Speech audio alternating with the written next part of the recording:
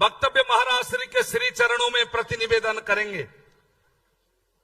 हम सब बीच में 23वां प्राकट्य महामहोत्सव में हमारे आनंद वाहिनी के अंतर्राष्ट्रीय संयोजिका परम आदरणीय सीमा तिवारी जी उपस्थित है, जो छत्तीसगढ़ के आनंद वाहिनी के अध्यक्षा भी है। हमारे बीच में बड़े बहन बंगाल के, पश्चिम बंगाल के निभा प्रकाश जी उपस्थित है आनंद वाहिनी के। हमारे बीच में पश्चिम बंगाल से आलोक प्रकाश जी उपस्थित है आदित्य वाहिनी से।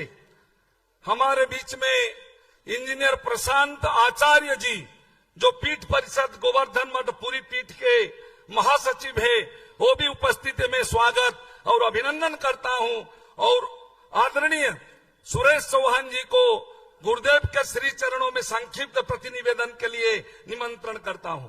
आदरणीय सुरेश चौहान जी।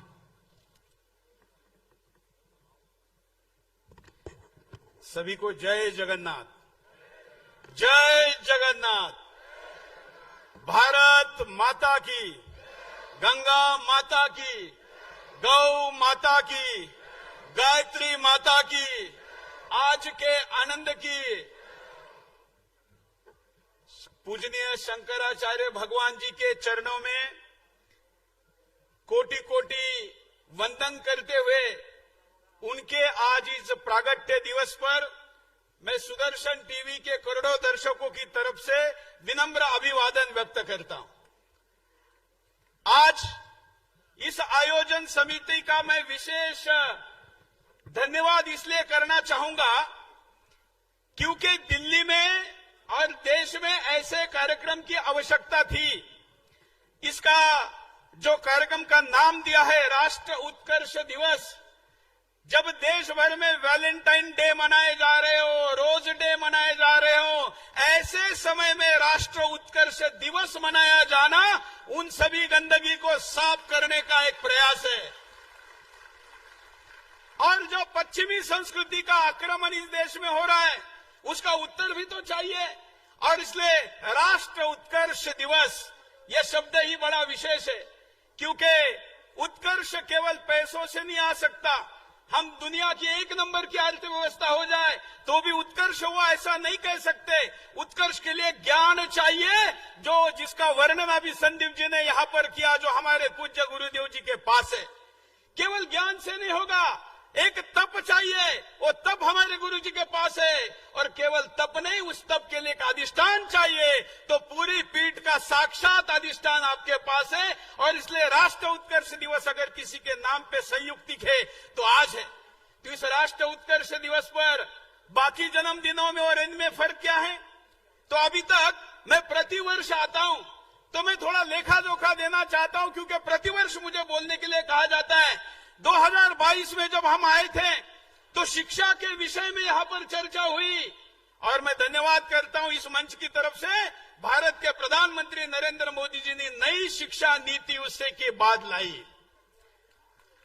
और हमारे बच्चों को औरंगजेब तो पढ़ाया जा रहा था, लेकिन छत्रपति शिवाजी महाराज पढ़ाए नहीं जा रहे थे।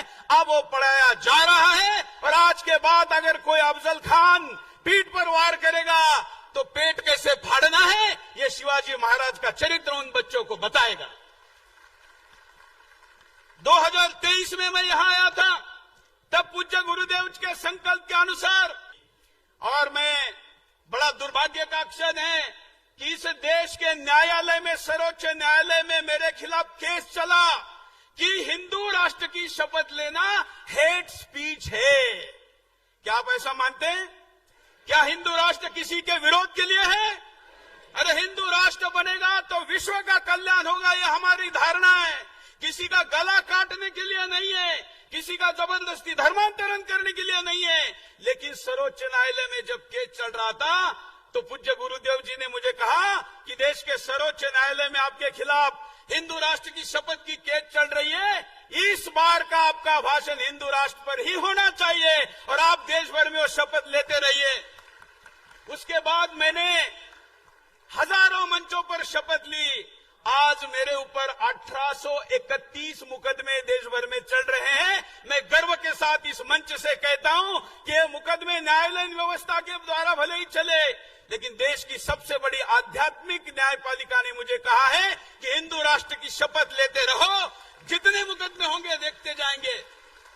2024 में हम यहां पर आए थे तो 24 के मंच पर तब देश के सर्वोच्च न्यायालय में मैरिटल रेप का केस चल रहा था और पूज्य गुरुदेव जी ने मुझे कहा कि ये मैरिटल रेप मतलब पत्नी पति पर बलात्कार का केस कर सकती है। इसका मतलब ये विवाह संस्था को बर्बाद करने के लिए रचा गया पश्चिमी षड्यंत्र है, उसके खिलाफ बोलिए।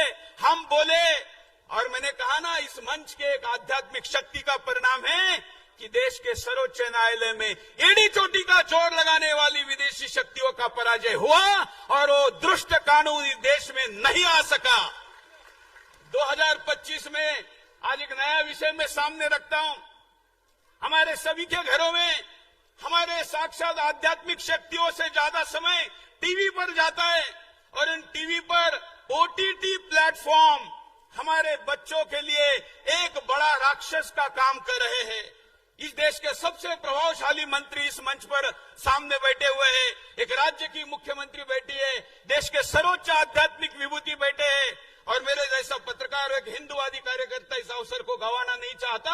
मैं चाहता हूं कि इस देश की ओटीटी पर आने वाले टीवी चैनलों पर जो किसी भी प्रकार का कोई सेंसर नहीं है उसके ऊपर भारत सरकार सेंसर लगाए और हमारे बच्चों तक जाने वाले राक्षसों के हाथ को रोक दे।